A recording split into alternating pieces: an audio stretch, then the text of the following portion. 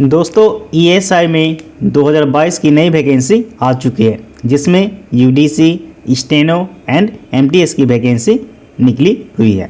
यह हर region wise अलग अलग है, हर स्टेट में निकली हुई, यानी हर रीजन में इसकी वैकेंसी निकली हुई है। आप किसी भी एक रीजन से एक पोस्ट के लिए अप्लाई कर सकेंगे।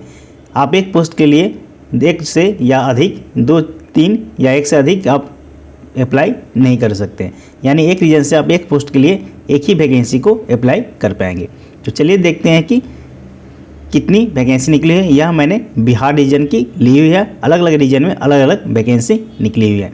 यहाँ मैंने जो नोटिफिकेशन ली है यह बिहार रीजन की है, सिर्फ यहाँ वैकेंसी अलग रहेगी, बाकी जितने नोटिफिकेशन है सभी रीजन की सेम ही रहेगी। एग्जामिनेशन पैटर्न, लास्ट डेट सारी रीजन की सेम ही रहने वाली है। तो चलिए शुरू करते हैं। सबसे पहले देख सकते हैं कर्मचारी राज्य बीमा निगम यानी एम्प्लॉयज़ स्टेट इंश्योरेंस कॉर्पोरेशन, जिसे ESIC कहा जाता है। यानी ESI जो कार्ड होता है, आपने सुना होगा कि ESI कार्ड जो होता है वो वही डिपार्टमेंट है। रीजनल ऑफिस बिहार, ये हमने बिहार की ली है। यहाँ सिर्फ जो वैकेंसी है वही एक अलग रहेगी, चेंज होगी, हर रीजन की अलग अलग चेंज होगी, हर रीजन की अलग अलग वैकेंसी होगी। बाकी जितने भी एग्जामिनेशन पैटर्न है, लास्ट डेट है और जितने भी नोटिफिकेशन में सभी रीजन की सेम ही रहने वाली है।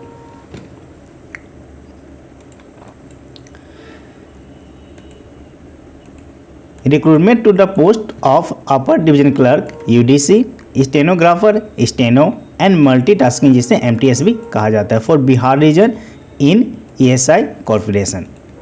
Online application through the website ESIC at www.esic.nic.in are invited for filling up the post of upper division clerk, stenographer, multitasking staff on regular basis by direct recruitment ESI, यानी regular basis है, या कोई contextual post नहीं है। आपको याद रखना है, एक बार आपका जॉब लग गया तो आपका लाइफ टाइम इसमें जॉब रहेगा। अब वैकेंसी के ऊपर बात कर लेते हैं। यूडीसी की अनरिजर्व की 35 वैकेंसी है, SC की 7, ST की नील है, OBC की नील है और EWS की 1 वैकेंसी है। टोटल वैकेंसी यहाँ पर 43 वैकेंसी है बिहार रीजन में यूडीसी की। इसके अलावा स्टेनो में, स्टेनोग्राफर में अनरिजर्व की 8 वैकेंसी है, SC की 3 वैकेंसी है, ST की नील, OBC की 4 और EWS की 1 वैकेंसी। टोटल यहाँ पर 60 वैकेंसी स्टेनोग्राफर में निकली हुई है। MTS की बात करें, MTS में 26 वैकेंसी है अनरिजर्व की, SC की है 5, ST की है 1, OBC की है 2, EWS की 3, टोटल है 37। तो 3 वैकेंसी यहाँ पर निकली हुई है यूडीसी की, स्टेनो और MTS। एक पोस्ट के लिए एक रीजन से आप एक ही पोस्ट अप्लाई कर पाएंगे। अगर आप 3 पोस्ट अप्लाई करते हैं तो भी कर पाएंगे, लेकिन एक ही पोस्ट के लिए 2-3 रीजन से आप अप्लाई नहीं कर पाएंगे, ये आपको याद रखना है। चलिए अगले में चलते हैं। जो मेन पॉइंट हमारा रहेगा उसी पे हम चर्चा करेंगे।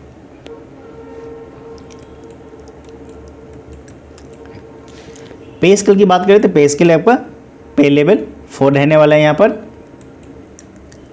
25,500 से लेकर के 81,100। इसका अलावा आपको जो अलाउंसेंस होते हैं वो आपके मिलेंगे 7 CPC की तरह से, तो सैलरी आपकी यहाँ पर काफ़ी ज़्यादा होने वाली है। MTS की बात करें, MTS में आपकी 18,000 से लेकर के 56,970 की तहत भी रहने वाली, यहाँ भी सैलरी आपकी काफ़ी ज़्यादा होने वाली है।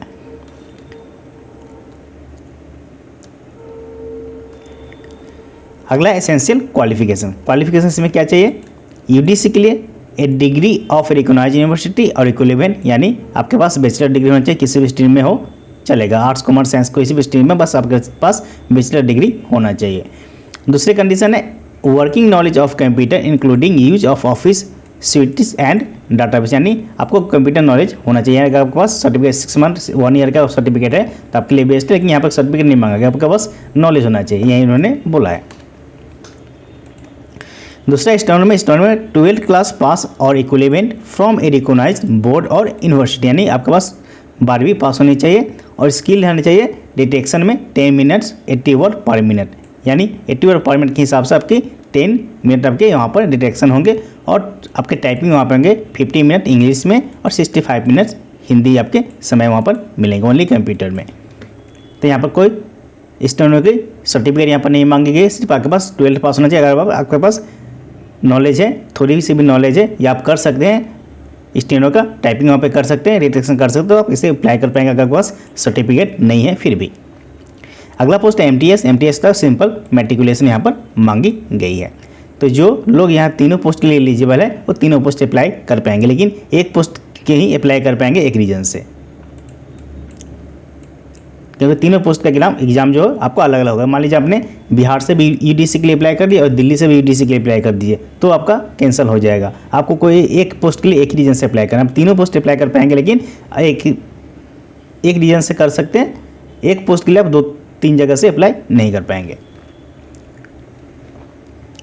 इसके बाद यहाँ पर दिया है note, candidates who have not acquired will not acquire the educational qualification as on the closing date of receive of online application will not be eligible and need not to apply.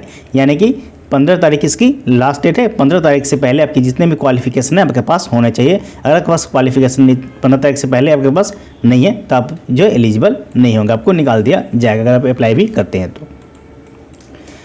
अब चलते हैं हम इसके as पे। UDC steno की same as है 18 से 27 साल अनरिजर्व की, और बाकी जो आपके रिजर्व कैटेगरी के आपको मिलेंगे, यानी ओबीसी के 3 साल, एससी एसटी के 5 साल, एमटीएस के 18 से 25, एससी ओबीसी के 3 साल, एससी एसटी के 5 साल। आगे चलते हैं। एज भी आपकी जो है कैलकुलेशन की जाएगी लास्ट डेट तक, यानी 15 फरवरी तक ही आपकी एज की कैलकुलेशन वहाँ पर की जाएगी। 15 फरवरी से पहले आपकी इतनी एज हो जानी चाहिए, इससे ज़्यादा आपकी नहीं होनी चाहिए। बाकी यहाँ पर नेशनलिटी सभी इंडियन तो है ही, इसमें घबराने की बात नहीं है। हाउ टू अप्लाई किस प्रकार से करना है यहाँ पर बता दिया, किस प्रकार से फोटो का साइज होना चाहिए, किस प्रकार का साइज होना चाहिए। आपको यहाँ पर जो हैंड डिक्लेरेशन भी आपको देना पड़ेगा, जिस प्रकार से आप बैंकिंग में IBPS में देते हैं, यहाँ भी आपको बैंकिंग डिक्लेरेशन ले एक पेज में, आपको सादा पेज में लिख करके यहाँ अपना नाम लिखेंगे, अपना नाम लिखेंगे, hereby declare that all the information submitted by me in the application form is correct, true and valid. I will present the supporting documents as and when required. ये आपको पेज में लिख करके एक फ़ोटो मार कर वहाँ में डिक्लेरेशन के जगह पे आपको अपलोड करना होगा।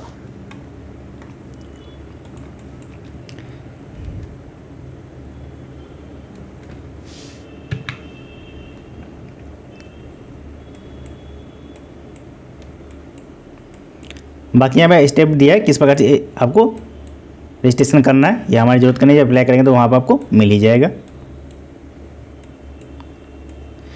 बाकी एक गाइडेंस फॉर स्कैनिंग और अपलोडिंग डॉक्यूमेंट्स, फोटोग्राफ आपकी साइज होनी चाहिए वह 20 से 50 KB के बीच होनी चाहिए फोटोग्राफ की साइज। लेफ्ट हैंड की साइज आपकी 20 से 50 KB के बीच होना चाहिए। हैंड रिटन डिक्लेरेशन की 50 से 100 KB की होनी चाहिए। यार सब साइज आप पहले मिला करके रख लेंगे, तब आप फॉर्म अप्लाई करेंगे, नहीं तो क्या होता है वहाँ पर जो है टाइम आउट हो जाता है और आपका फॉर्म बार बार से लॉगिन करना पड़ता है। तब सारा जो डॉक्यूमेंट्स है, फ़ोटो, सिग्नेचर, हैंड डिक्लेरेशन सभी का साइज मिला करके पहले रख लेंगे।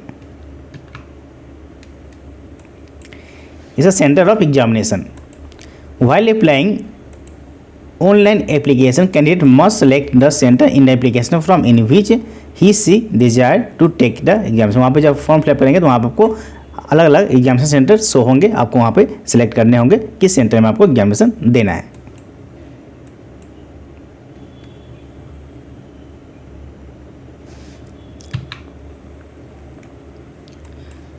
अब आगे हमारा मेन पॉइंट एग्जामिनेशन के ऊपर। पहला एग्जामिनेशन पैटर्न है अपर डिवीजन क्लर्क यानी यूडीसी का। प्री एग्जाम में यानी फेज 1 में 4 पार्ट होंगे, general intelligence, general awareness, quant और इंग्लिश। 25 क्वेश्चन होंगे आपके जनरल इंटेलिजेंस रीजनिंग के 50 नंबर के होंगे, जनरल अवेयरनेस के 25 क्वेश्चन होंगे 50 नंबर के होंगे, क्वांट के 25 क्वेश्चन होंगे 50 नंबर के होंगे और इंग्लिश के 25 क्वेश्चन होंगे 50 नंबर के, यानी 100 क्वेश्चन होंगे आपके 200 नंबर के। 1 आवर का ड्यूरेशन रहेगा। यानी यहाँ पर आप देख सकते हैं जिस प्रकार से एसएससी में रहता है सिलेबस, उसी प्रकार से यहाँ पर सिलेबस दिया गया है।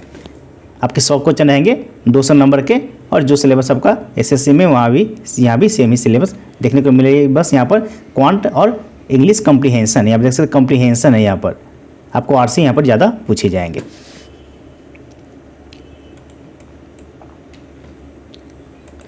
फेज 2 में मेन एग्जामिनेशन में भी सेम है, general intelligence reasoning, general awareness, quant, English comprehension. यहाँ पे सिर्फ आपका जो मार्क्स होंगे चेंज हो जाएंगे, नंबर ऑफ क्वेश्चन होंगे 50 इसमें रहेंगे और मार्क्स जो है आपके सेम रहेंगे। 200 नंबर क्वेश्चन होंगे, 200 नंबर के होंगे, यहाँ पर 2 घंटे होंगे। प्री एग्जाम में आपको 1 आवर के होंगे और मेंस एग्जामिनेशन आपके 2 आवर के होंगे। बाकी नेगेटिव मार्किंग आपके दोनों पे रहेंगे, फेज 1 फेज 2 दोनों में रहने वाले हैं। इसके बाद आपके स्केल टेस्ट होंगे, तो यूडीसी में स्किल टेस्ट होंगे। Description of test, marks, total marks, duration. Present 2 power slide आपके यहाँ पर 10 marks. Typing MS word with formula formatting 20 marks. Preparation of table MS स्केल, यूज ऑफ फार्मूला यहाँ पर होगा। फार्मूला के किस प्रकार से यूज़ करते हैं टेबल में, अगर आपने स्केल किया है तो आपको पता ही होगा फार्मूला क्या होता है। ये 20 मार्क्स में, तो 50 मार्क्स के यहाँ पर ये हो जाएंगे। कंप्यूटर स्किल टेस्ट, ये आपकी क्वालिफाइंग रहने वाली है, इसकी मार्क्स मेरिट में लिस्ट नहीं की जाएगी। 30 मिनट इसकी ड्यूरेशन रहने वाली है। आगे चलते हैं। क्वालिफाइंग मार्क है, the qualifying marks in phase 1 pre examination, phase 2 mains examination will be 45 unreserved category के लिए और 40% OBC अदर कैटेगरी के लिए। एंड फेज 3 में computer skill test, objective type test, computer test PW will be decided by the discretion of the ESI। जो third phase का जो examination है कंप्यूटर स्किल टेस्ट, इसे जो है इसका कोई अभी तक पासिंग मार्क यहाँ पे डिसाइड नहीं किया गया, वो ESI के द्वारा डिसाइड किया जाएगा बाद में।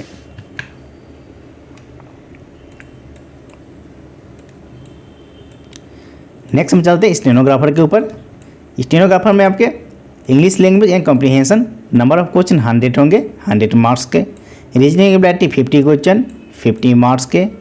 जनरल अवेयरनेस 50 क्वेश्चन, 50 मार्क्स के। तो यहाँ देख सकते हैं, यहाँ पर थोड़ा सा सिलेबस अलग हो गया है। आपको English language and comprehension 100 marks के यहाँ पर हो जाएगी। स्टेनो में आपके इंग्लिश की वहाँ पर टाइपिंग करने इंग्लिश की यहाँ पर वेट ज़्यादा दी जाती है। ड्यूरेशन यहाँ पर 70 मिनट है, 35 minute, 25 minute. Hindi and English दोनों लैंग्वेज में रहेंगे, इंग्लिश को छोड़ करके।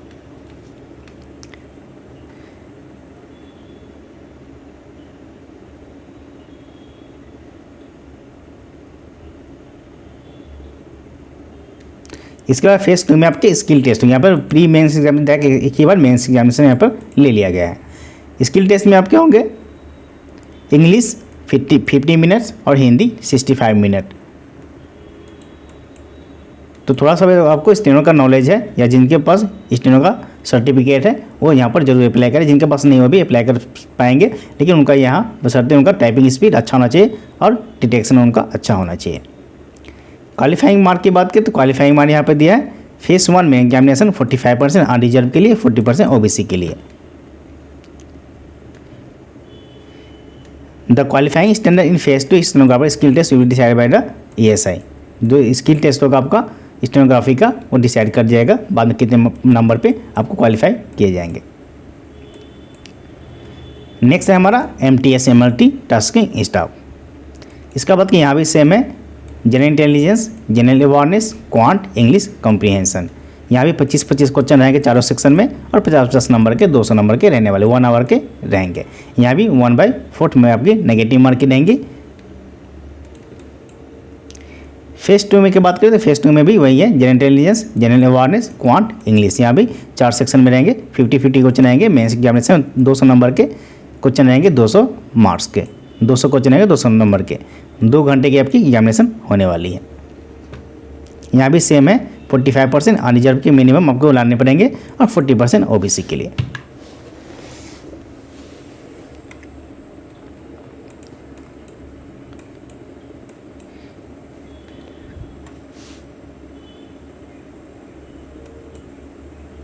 January clear mention the candidate are advised to submit single online application for a single post. यानी एक पोस्ट के लिए आप एक ही फॉर्म अप्लाई करना है, आपको 2-3 जगह सबको अप्लाई नहीं करना है, फिर आपको रिजेक्ट कर दिया जाएगा। इसके बाद क्या है, a candidate can apply for more than 1 post UDC, steno, MTS in same different region. However a single application should be submitted और single post ad mention in. यानी एक ही पोस्ट का आपको यहाँ पर अप्लाई करना है। और अगर एक से ज़्यादा पोस्ट करते हैं तो आपको अलग अलग पोस्ट में यूडीसी के लिए भी अप्लाई कर पाएंगे, स्टेनो के लिए अप्लाई कर पाएंगे, एमटीएस के भी अप्लाई करने पाएंगे, लेकिन एक पोस्ट के लिए 2 जगह अप्लाई नहीं कर पाएंगे। आगे चलते आगे उन्होंने अच्छे से मेंशन कर दिया है। Application once submitted can not be modified, ठीक है। Hence utmost care should be taken to furnish the correct details before submitting the online application. ये तो सभी में होते हैं।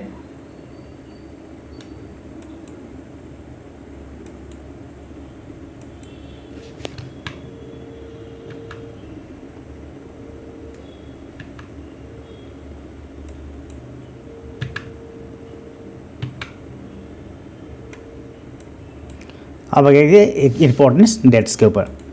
The closing date of submission online application तो ASIC 15 फरवरी से पहले ये आपको अप्लाई करने होंगे।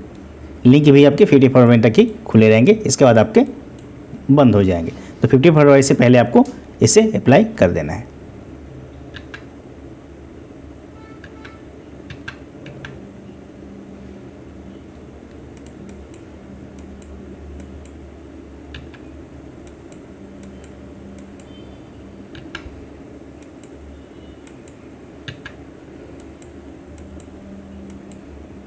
चलिए अभी एग्जामिनेशन फीस के ऊपर देख लेते हैं। एग्जामिनेशन फीस कितनी है इसकी, क्योंकि फॉर्म अप्लाई करने समय आपको एग्जामिनेशन फीस भी तो पे करनी है।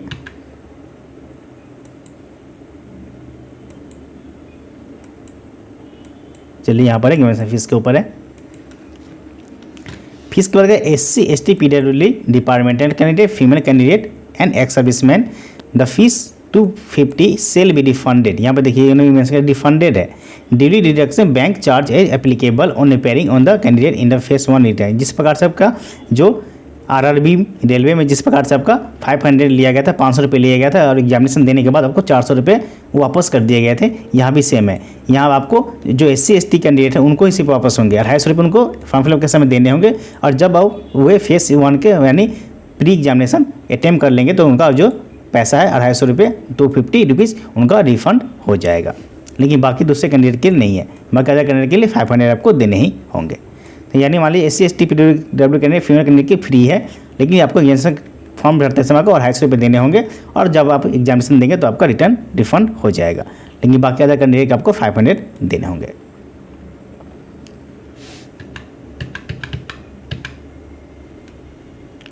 तो ये है हमारा आज का नोटिफिकेशन। इसे ज़रूर अप्लाई कीजिए, क्योंकि यहाँ पर सैलरी भी अच्छी खासी होने वाली है, और अभी जो जॉब निकल रही है आप जल्दी जल्दी से अप्लाई करके जॉब ले सकते हैं। तो आज के लिए इतना ही। अगर आप हमारे चैनल पर नए हैं तो चैनल को सब्सक्राइब कर दें, जिससे हमारी आने वाली वीडियो आपको मिलती रहे। तो मिलते हैं अगले वीडियो में।